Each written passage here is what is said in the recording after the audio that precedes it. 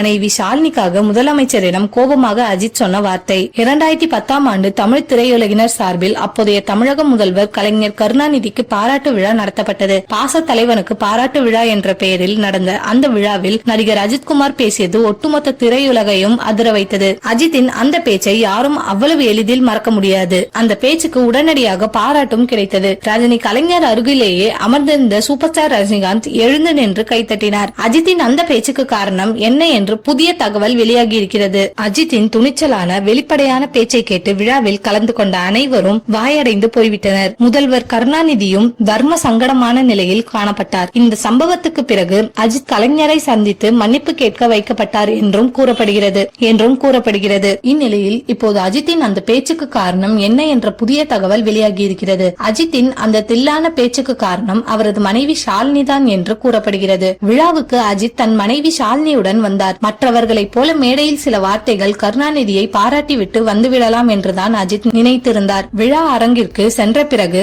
ஏற்பாட்டாளர்கள் அஜித்துக்கு மட்டும் இருக்கை ஒதுக்கியிருந்தனர். மனைவிக்கு அவருக்கு அருகில் இருக்கை ஒதுக்கவில்லை. பிறகு கருணாநிதியின் மனைவி தாயாலு அம்மாள் ஷாலினியை தன் அருகில் அழைத்து அமர வைத்தாராம். இதனால் விழாவில் அஜித்தும் ஷாலினியும் ஆளுக்கு ஒரு பக்கமாக உட்கார்ந்திருந்தனர். எப்போதும் மனைவியுடன் செல்லும் இடங்களில் மனைவியை தன் அருகிலேயே வைத்துக் கொள்பவரான அஜித் இந்த சம்பவத்தால் மிகவும் கடுப்பாகிவிட்டார். விழா ஏற்பாட்டாளர்கள் வற்புறுத்தி வரவழைத்த மட்டுமல்லாமல் வந்த இடத்தில் மனைவிக்கு இருக்கை கூட ஒதுக்காமல் இருந்ததால் மிகவும் அதிருப்தி அடைந்தார். அதை வெளிப்படுத்தும் வகையில்தான் தன் மனதில் பட்டதை அப்படியே மேடையில் பேசிவிட்டார். அஜித்தின் அன்றைய பேச்சு இப்போது வரை மறக்க முடியாத நிகழ்வாக உள்ளது. கடந்த ஆண்டு டிசம்பரில் திரையுலகினர் கலைஞர் நூற்றாண்டை ஒட்டி நடத்திய பாராட்டு விழாவில் யாரையும் கட்டாயப்படுத்தி வரவழைக்கவில்லை என்று குறிப்பிட்டு அறிக்கை வெளியிட்டிருந்தார்கள்.